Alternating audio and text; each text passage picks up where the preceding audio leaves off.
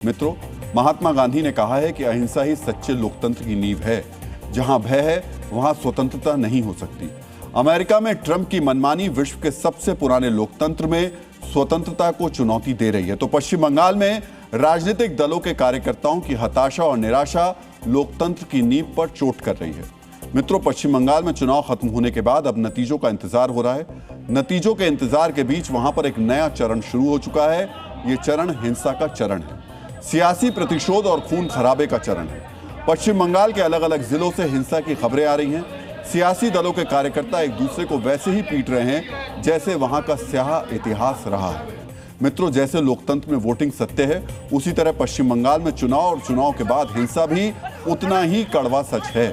कम से कम पिछले 5 दशकों का इतिहास तो यही कह रहा है। इस बार चुनावी हिंसा में अप्रत्याशित कमी के बाद अब वहां पर सुरक्षा बलों के सामने चुनाव के बाद वाली हिंसा को रोकने की चुनौती कितनी बड़ी है, इसका अब हम विश्लेषण करेंगे। मित्रों, पंडित जवाहरलाल नेहरू ने कहा है कि लोकतंत्र में असहमति का अधिकार है, लेकिन उसे हिंसा से दबाना लोकतंत्र के खिलाफ है। दुर्भाग्यवश ये खिलाफत पश्चिम बंगाल में बड़े स्तर पर होती रही है, इस बार फिर से हो रही है। मेरी बाईं तरफ आप जो तस्वीर देख रहे हैं वो दक्षिण 24 परगना की है, जहां बेहाला पश्चिम विधानसभा क्षेत्र में जमकर मारपीट हुई, लाठी डंडों से पिटाई हो रही है। कल चुनाव खत्म होने के बाद शाम में बीजेपी के बूथ एजेंट प्रसेनजीत के घर पर टीएमसी के कार्यकर्ताओं ने हमला कर दिया, घर में तोड़फोड़ की और प्रसेनजीत का सिर फोड़ दिया गया। वो अभी अस्पताल में भर्ती हैं। प्रसेनजीत के भाई अभिजीत आरएसएस के स्वयंसेवक हैं। आरोप यह भी है कि पुलिस ने उल्टा बीजेपी कार्यकर्ताओं को ही गिरफ्तार कर लिया। उत्तर 24 परगना से भी हिंसा की खबर आई। वहां भाटपाड़ा में टीएमसी के कार्यकर्ता तापस दास के साथ मारपीट का आरोप है कि कुछ बीजेपी के कार्यकर्ता आए, तापस दास के साथ बहस की और फिर उनके साथ मारपीट शुरू कर दी। टीएमसी कार्यकर्ता तापस दास को गंभीर चोटें आई हैं और वो अस्पताल में भर्ती है। मित्रों, सिर्फ एक दो नहीं, कई जगहों से हिंसा की खबरें हैं। कहीं टीएमसी के कार्यकर्ताओं की पिटाई हुई तो कहीं बीजेपी कार्यकर्ताओं पर हमला हुआ। ठीक उसी तरह हमले हो रहे हैं जैसा बंगाल का इतिहास है। मित्रों, पश्चिम बंगाल में चुनाव खत्म होने के बाद हिंसा का एक पैटर्न रहा है। ये अक्सर वर्चस्व की लड़ाई होती है। चुनाव नतीजों के बाद जीतने वाले दल के समर्थक विपक्षी कार्यकर्ताओं के घरों और कार्यालयों को निशाना बनाते रहे। सबसे अधिक हिंसा मतदान खत्म होने और नतीजों के ऐलान के 15 से 20 दिनों तक होती रही है। 2021 में चुनाव परिणाम आने के बाद करीब 50 दिन तक हिंसा होती रही। राष्ट्रीय मानवाधिकार आयोग को हिंसा की 1900 से अधिक शिकायतें मिली। इस दौरान 29 हत्याएं, 12 रेप की घटनाएं हुई। करीब 400 लोग गंभीर रूप से घायल हुए। बीजेपी कार्यकर्ता अभिजीत सरकार की नॉर्थ कोलकाता में हत्या कर दी गई थी। जब यह मामला सुप्रीम कोर्ट पहुंचा तो कोर्ट ने 5 आरोपियों की जमानत रद्द करते हुए कहा था यह लोकतंत्र पर हमला था।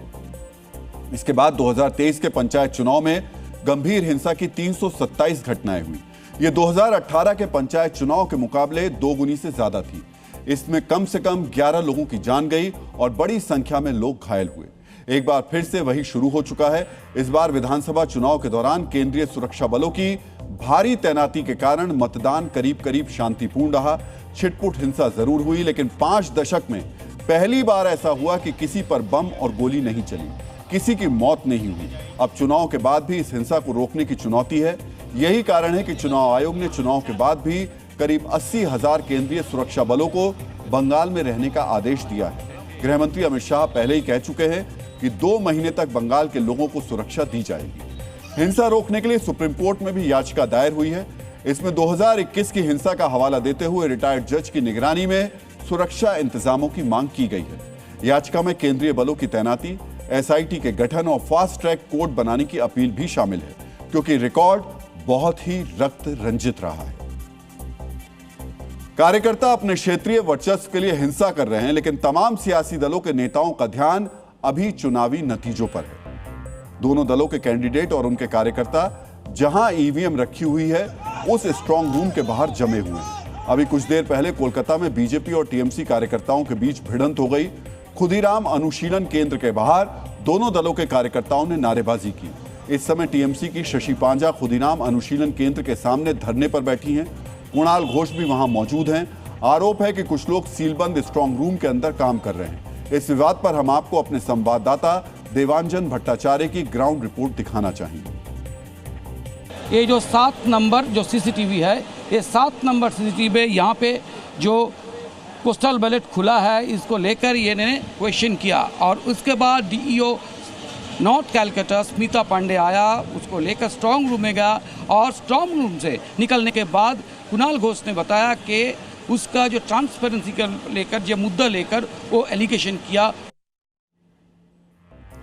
आपने देखा किस तरह विवाद हो रहा है। थोड़ी देर में वहां पर मुख्यमंत्री ममता बनर्जी के भी पहुंचने की संभावना है और इसको लेकर के टीएमसी नेता अपने तरह से आरोप भी लगा रहे हैं।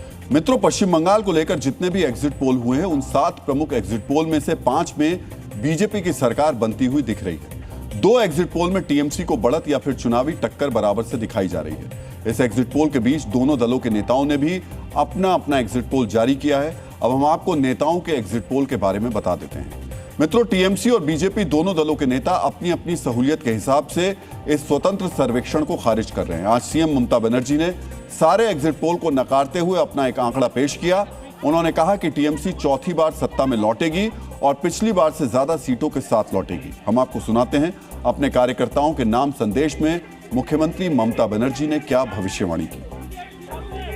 एग्जिट पोल जो देखिए, मैं आपको भरोसा दिलाना चाहती हूँ कि एग्जिट पोल पैसे देकर करवाए गए हैं, जबरदस्ती करवाए गए हैं और बीजेपी दफ्तर से मीडिया को जारी एक सर्कुलर के मुताबिक हम 2026 में 226 सीटों का आंकड़ा पार करने जा रहे हैं। मुझे मतदाताओं पर पूरा भरोसा है। मैं अपने उम्मीदवारों से आग्रह करती हूं कि वो वोटों की गिनती के दौरान अपनी अपनी सीटों की निगरानी करें। मैं भी ऐसा ही करूंगी। सुना आपने, सीएम ममता बनर्जी ने जो आंकड़ा पेश किया वो पिछली बार से ज्यादा है। 2021 में टीएमसी को 213 सीटें मिली थी, लेकिन इस बार उसमें 13 सीटें अधिक मिलने का दावा किया जा रहा है। सीएम ममता बनर्जी का दावा अधिकतर एग्जिट पोल से लगभग 80 से 90 सीटें ज्यादा है। मित्रों, ममता बनर्जी का दावा अधिकतर एग्जिट पोल से लगभग 80 से 90 सीट ज्यादा है। यह सीएम ममता बनर्जी का एग्जिट पोल है, लेकिन बीजेपी के शुभेंदु अधिकारी का एग्जिट पोल ममता का ठीक उल्टा है।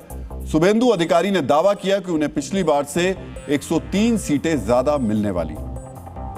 भाई एग्जिट पोल ठीक है, मैं ग्राउंड का एग्जिट पोल बता रहा हूँ, 180 प्लस बीजेपी, लेकिन जो अच्छा मेजोरिटी से भाजपा सरकार बन रहा है मोदी जी का नेतृत्व। मित्रों, जितने भी एग्जिट पोल हुए हैं उनमें से सिर्फ टुडेज चाणक्य ने बीजेपी को 180 सीट से ज्यादा यानी 192 सीट मिलने का दावा किया है। हालांकि 2021 के चुनाव में भी अधिकतर एग्जिट पोल फेल हुए थे। यही कारण है कि दोनों दलों के नेता अपने अपने हिसाब से दावा कर रहे हैं। जाहिर है कि उनका मकसद फिलहाल अपने कार्यकर्ताओं के हौसले को संभाल कर रखना है।